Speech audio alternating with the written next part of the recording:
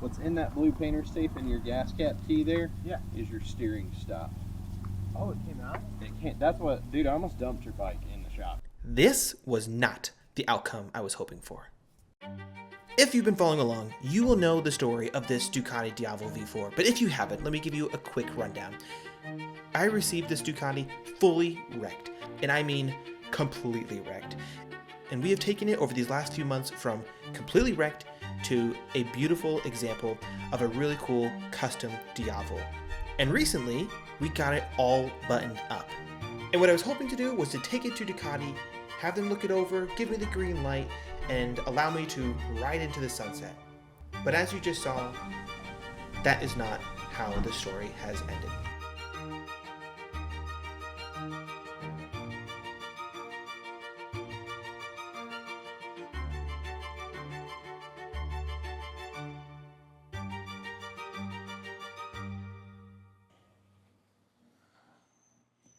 We're back.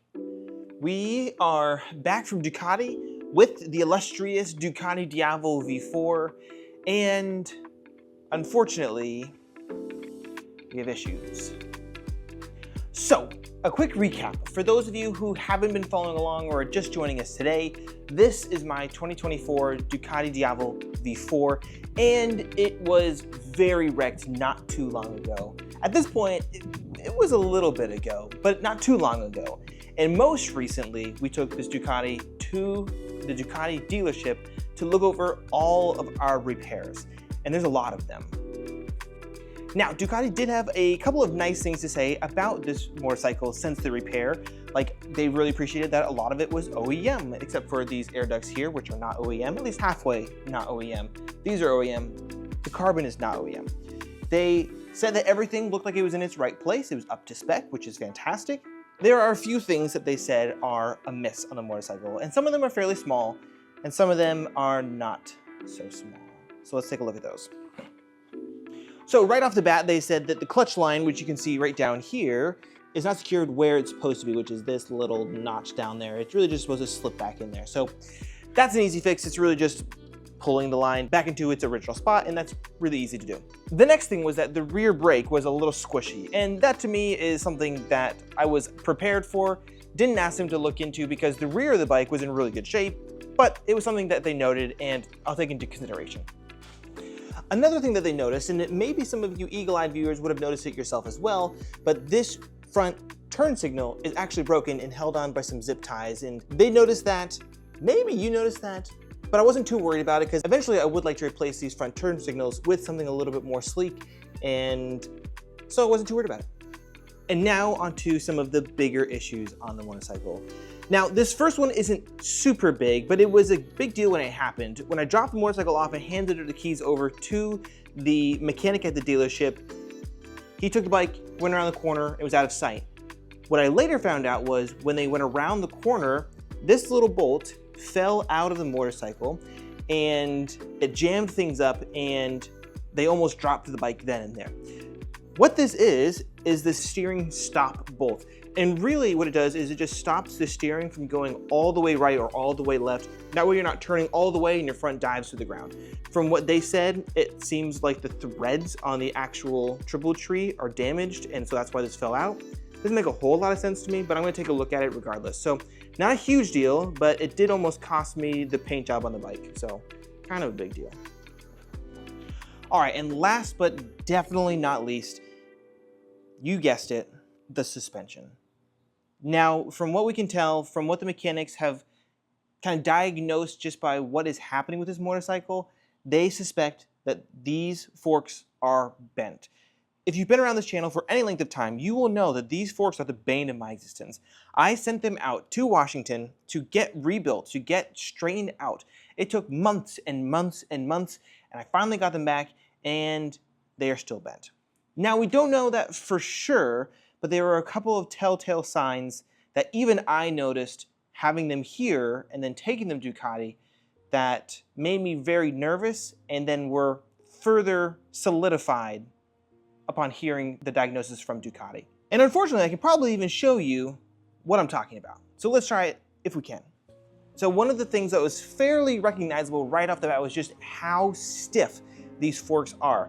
When you sit on this bike, nothing happens. They do not go down a millimeter. They are tight. I wasn't necessarily too worried about that because you can play with some of the settings of the suspension and loosen them up. And once I did that, they did loosen up a little bit, but they were still not very user-friendly. You would sit on the bike and they were tight, and you had to essentially force them down into position before you would get any movement to them. And then once you kind of pushed them down and got them moving, they would be soft, but as soon as you came to a stoplight, they would pop back up and stay popped up until you forced them back down into a more like comfortable position for them. That was a huge red flag. And I was really, really hopeful when I brought them to Ducati. It was something that I was doing wrong with the settings and they could fix it. That was not the case. So with all that said, you guessed it, we got to replace the front forks. Looking at the prices of these forks, they are very expensive. They're about $1,800 a fork. Now, replacing the forks wasn't the first option that Ducati gave me, but the bottom legs of these forks alone, so the silver part down, is $1,200.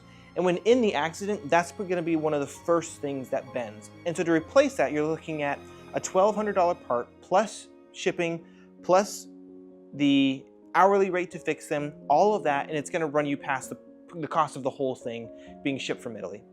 It just didn't make a lot of sense. So we ordered some new forks, and they should be coming in any day now. But until then, we can and we must tear down this motorcycle. So if this is your first video and you haven't seen a Ducati Diavel V4 being torn down, at least the front end, stick around. It's a fun thing to watch. If you have seen it before, skip forward a little bit and we'll get into the replacing of the forks, and then hopefully we'll go on from there. If you're here and you don't know why you're here, you have no interest in motorcycles at all, I appreciate it. Thank you for being here. Stick around. Maybe you'll have some fun. Who knows?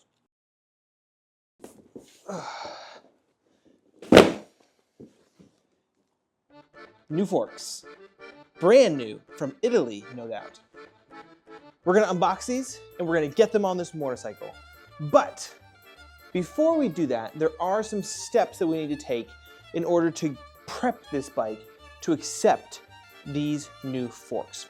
And so we're gonna do this in a step-by-step process so you know exactly what to do if you need to remove the front forks of your 2024 Ducati Diavel V4.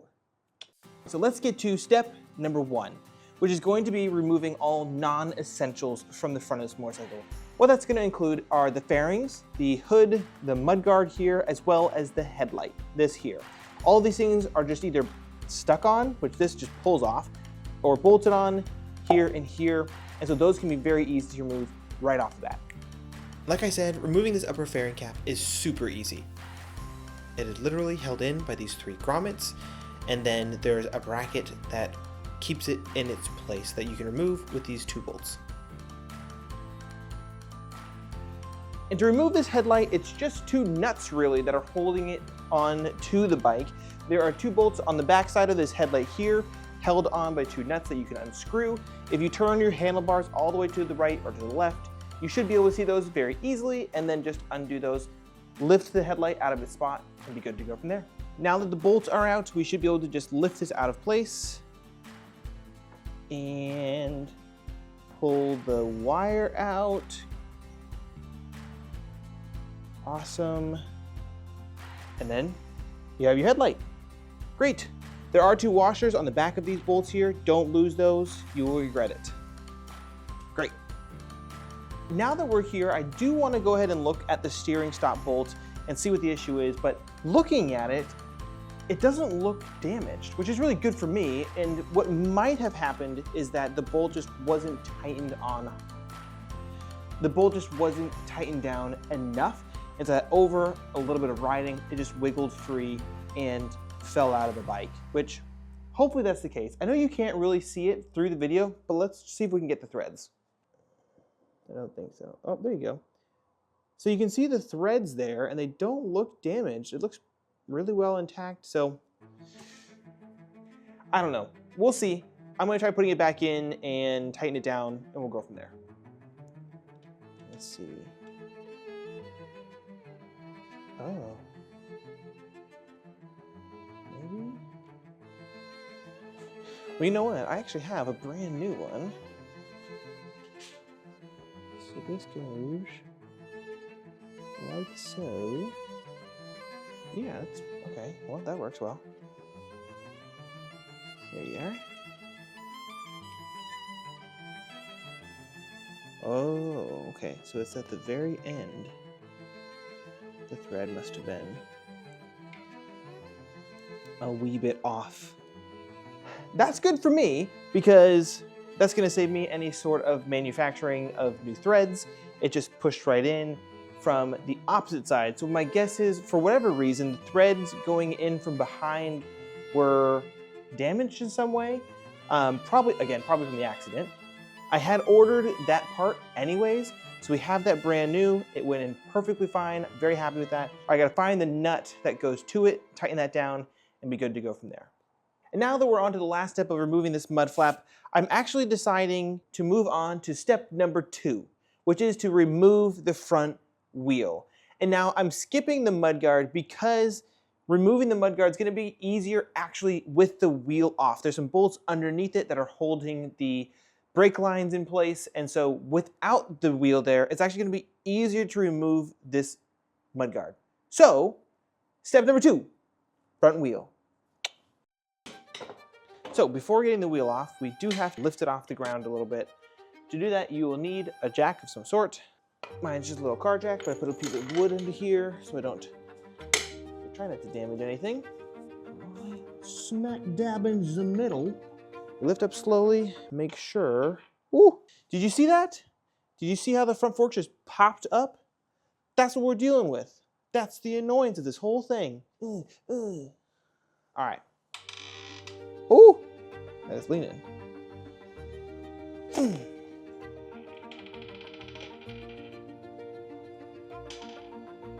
Okay. Now that we have the bike off the ground, the front wheel is spinning freely, we can go ahead and move on to removing this front wheel completely. There are a number of things that go into removing the front wheel. We got to get the brake calipers off, we got to get the front axle loosened up and taken off, and then really should slide right out. So it's a fairly easy thing, but you do have to do it. So let's get it done. Let's go ahead and start by loosening up this axle bolt. There we go. Moving on to the fork clamps here.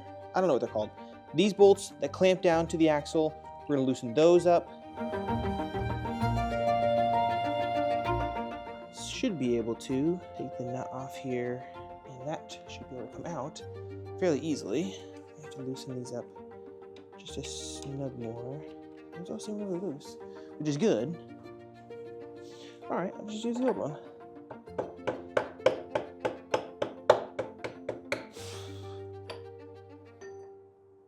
Perfect. Now I should be able to just pull that out. Fantastic. Well, dummy me, I forgot I had to remove the calipers completely, or else the wheel doesn't slide out, which is really annoying, but has to be done.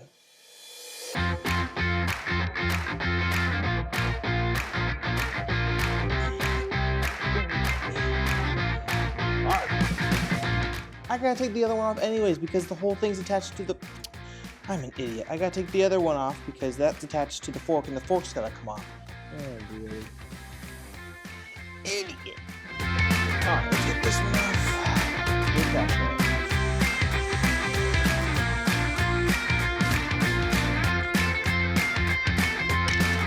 This thing. I actually have the reflector for this. It broke off, fell off. It's just glued in place, so gotta glue it back in. Now that those are off, we gotta get the speed sensor off, this mudguard off, and then we can start to remove these forks. If you've been with me before, you've seen me do this 1,000 times. Removing the speed sensor is really easy. It's just a few bolts that are really tightly put on there and a whole handful of spacers.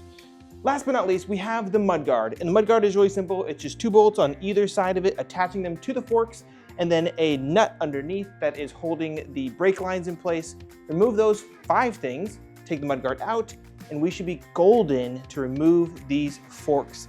Get them out of here, and then get to unboxing the new ones. Unfortunately, it's super late. We're not gonna be able to get to that tonight, but tomorrow, for sure, new forks. We are back. First things first, we need to remove this mud guard. It should be an easy takeoff, and then we can move forward with removing the forks, because this is the last thing that's holding them together, besides obviously the bolts holding them on the bike. But this should be quick and easy, so let's get to it and then move forward with the forks. Another easy removal in the books, a couple bolts here and there, and it should slide right out. Now that we have everything removed, we can move on to step number 3, which is to remove and replace the forks. To do that, we want to do a couple of things. One, we have to remember that these clamps are really tight from the factory, even with the bolts fully loosened up. And so we're going to need some spacers to come in here, put a little bit of space between them, and then be able to slide the forks out.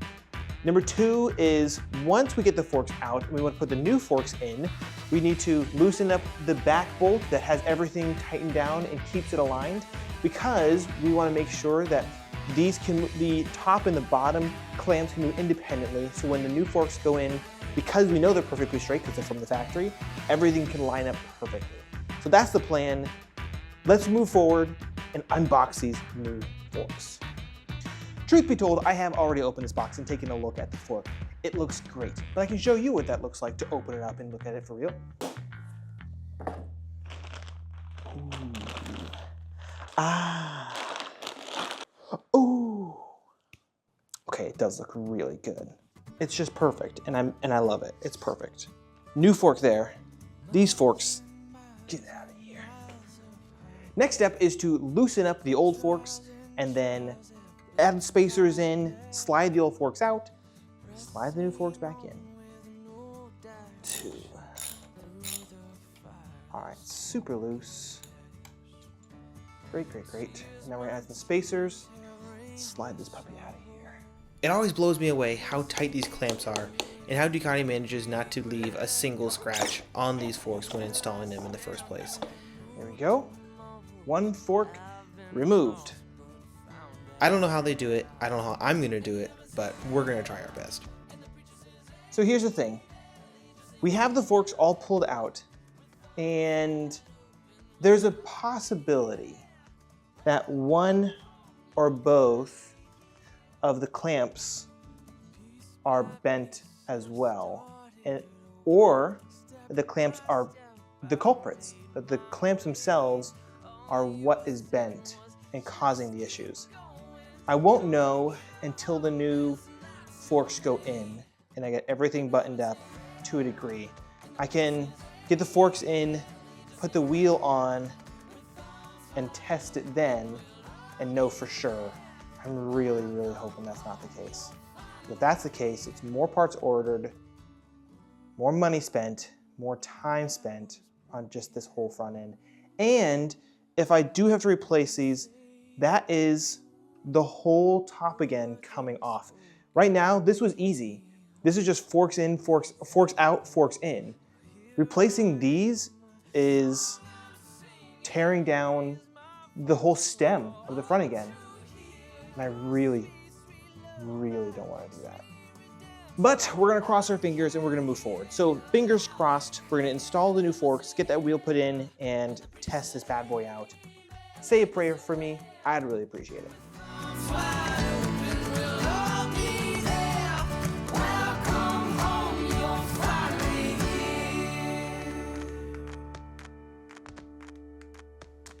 Well, the forks are in.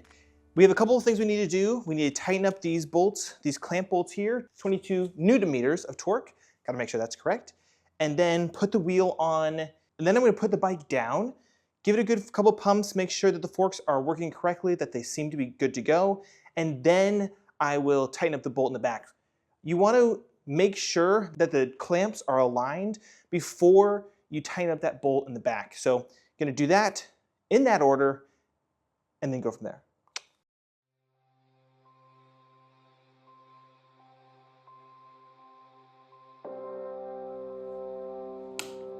One.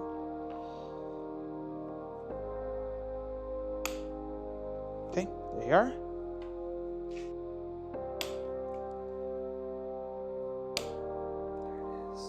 Before I can button up the wheel, I gotta make sure all of the wiring is all put back in place. So speed sensors first to go back on. Being so close to the finish line, my mind is going, in the words of Michael Scott, a mile a minute. I'm just trying to go step by step, making my way to the final reveal of these forks being installed and getting to a place where we can finally get this bike back on the road. Now that this is all squared away, looking really good, what I want to do is I'm going to loosen up the bottom clamp. Top clamps are torqued in. The bottom clamps I want to loosen and then drop it down, because that should keep the forks from sliding up, but it would also give it a little bit of leeway to maneuver. And that's what I'm going to do. What I'm actually going to do is I'm going to let the motorcycle down first with everything tightened, see how these react, loosen it up, give it some pumps, and then tighten everything back up again. My fingers are crossed so hard right now. All right.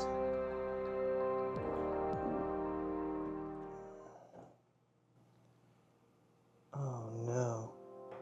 I'm gonna put it back down on all fours. I'm pretty sure it's okay. Let's see. Oh no. I did the same stinking thing.